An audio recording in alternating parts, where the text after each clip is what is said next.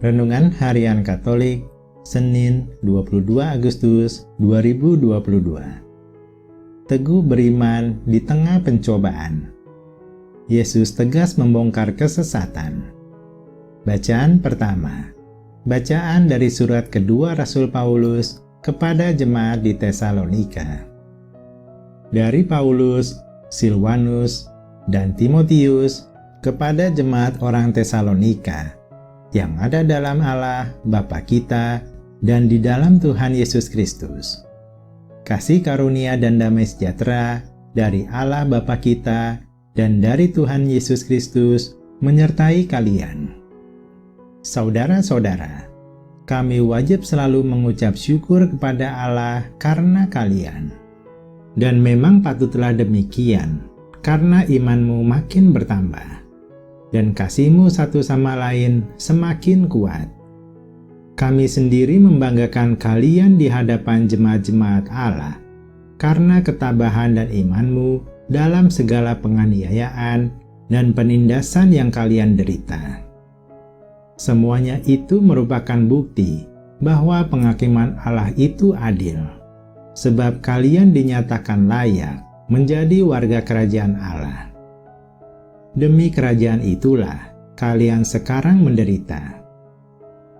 Semoga Allah kita menganggap kalian layak bagi panggilannya, dan dengan kekuatannya menyempurnakan kehendakmu untuk berbuat baik, dan menyempurnakan segala pekerjaan imanmu.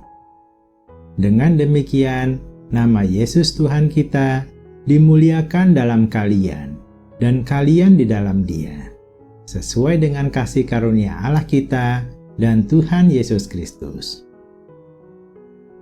Demikianlah sabda Tuhan. Syukur kepada Allah. Bacaan Injil. Inilah Injil suci menurut Matius. Pada suatu hari, Yesus berkata kepada ahli-ahli Taurat dan orang-orang Farisi, "Celakalah kalian, hai ahli-ahli Taurat dan orang-orang Farisi, hai kalian orang-orang munafik, karena kalian menutup pintu kerajaan surga di depan orang, sebab kalian sendiri tidak masuk, dan kalian merintangi mereka yang berusaha untuk masuk. Celakalah kalian, hai ahli-ahli Taurat dan orang-orang Farisi, hai kalian orang-orang munafik, sebab kalian menelan rumah janda-janda, sementara mengelabui indera orang dengan doa yang panjang-panjang. Sebab itu, kalian pasti akan menerima hukuman yang lebih berat. Celakalah kalian, hai ahli-ahli Taurat dan orang-orang Farisi, hai kalian orang-orang munafik, sebab kalian mengarungi lautan dan menjelajah daratan untuk mentobatkan satu orang saja menjadi penganut agamamu, dan sesudah ia bertobat, kalian menjadikan dia orang neraka, yang 2 kali lebih jahat daripada kalian sendiri. Celakalah kalian, hai pemimpin-pemimpin buta, yang berkata, bila bersumpah demi bait Allah, sumpah itu tidak sah, tetapi bersumpah demi emas bait suci, sumpah itu mengikat. Hai kalian, orang-orang bodoh dan orang-orang buta, manakah yang lebih penting, emas atau bait suci yang menguduskan emas itu? Dan kalian berkata, bila bersumpah demi mezbah, sumpah itu tidak sah, tetapi bersumpah demi persembahan yang ada di atasnya, sumpah itu mengikat. Hai kalian orang-orang buta, manakah yang lebih penting, persembahan atau mezbah yang menguduskan persembahan itu? Karena itu, barang siapa bersumpah demi mezbah, ia bersumpah demi mezbah dan juga demi segala sesuatu yang terletak di atasnya.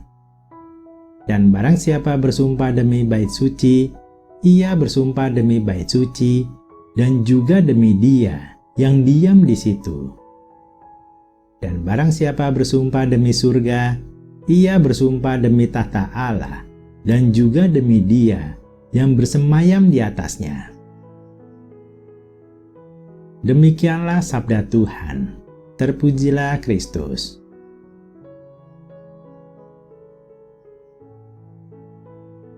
Renungan bacaan pertama. Teguh berdiri di tengah pencobaan. Jemaat Tesalonika yang teguh dalam penderitaan. Paulus merindukan jemaat Tesalonika yang didirikannya, seperti bapa rindu anaknya dari jauh. Jemaat ini berkembang sendiri, sebab Paulus terpaksa menyingkir dari daerah itu karena ancaman orang Yahudi. Ia senang mendengar bahwa jemaat itu teguh dalam penderitaan dan penganiayaan. Meski dalam kesulitan dan kesusahan, mereka saling membantu satu sama lain.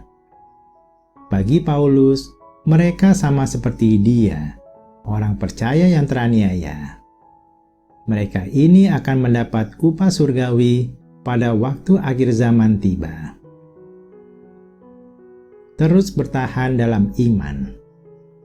Mereka yang menindas, yang tidak mau mengenal Allah, yang tidak taat kepada perintahnya, semua akan mendapat akhir yang menyedihkan saat Yesus datang kembali. Nasib kekal orang akan ditentukan oleh sikap mereka terhadap Injil. Saat kedatangannya tidak kita ketahui. Pada masa-masa penantian ini, orang percaya harus terus bertahan dan mengantisipasi kesulitan-kesulitan yang disebabkan imannya kepada Yesus. Ketekunan menanti itu adalah ungkapan bahwa kita sungguh adalah miliknya yang sejati.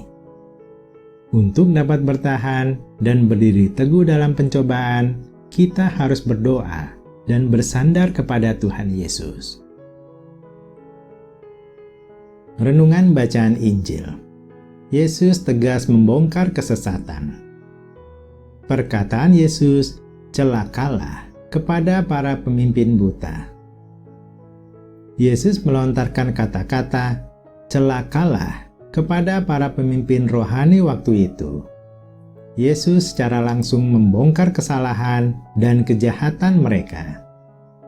Yesus menyebut mereka celaka, sebab mereka buta secara rohani dan bersikap munafik. Mereka buta, sebab berpikir salah tentang hal apa yang mendasari pengudusan. Hal yang paling penting yang menguduskan adalah Allah, justru dianggap lebih rendah daripada hal-hal lain. Yesus juga membongkar 3 macam kemunafikan mereka. Pertama, mereka melaksanakan aturan ibadah secara rinci, tetapi mengabaikan hakikat ibadah, yaitu keadilan, belas kasihan, dan kesetiaan. Kedua, mereka kudus hanya lahiriahnya saja, namun hati mereka serakah dan rakus. Ketiga, mereka kudus di hadapan manusia, tetapi hati mereka busuk, penuh tipu daya. Pilih kata celakalah atau berbahagialah. Mungkin kita berpikir bahwa ucapan tajam Yesus ini hanya untuk para pemimpin agama waktu itu. Namun ucapan celaka ini harus kita camkan juga dengan serius untuk diri kita. Ini merupakan kebalikan dari ucapan berbahagialah yang sering diucapkan Yesus untuk orang-orang yang melakukan perbuatan-perbuatan yang berkenan kepada Tuhan. Ini memperingatkan kita bahwa Tuhan yang penuh kasih dan yang mengampuni kita juga adalah Tuhan yang menuntut keseriusan, agar kita menolak dengan tegas hal-hal yang jahat di matanya. Jadi, kata-kata mana yang ingin kita dengar dari Dia tentang kita? Celakalah atau berbahagialah? Marilah kita berdoa. Ya Tuhan, kami hanya ingin mendapat perkataan dari-Mu, berbahagialah. Bimbinglah kami agar selalu tegas menolak hal-hal yang jahat di mata-Mu, dan konsisten melakukan perbuatan-perbuatan yang berkenan kepadamu. Bantulah kami berdiri teguh menghadapi segala permasalahan hidup. Hanya kepadamu lah kami dapat bersandar. Amin.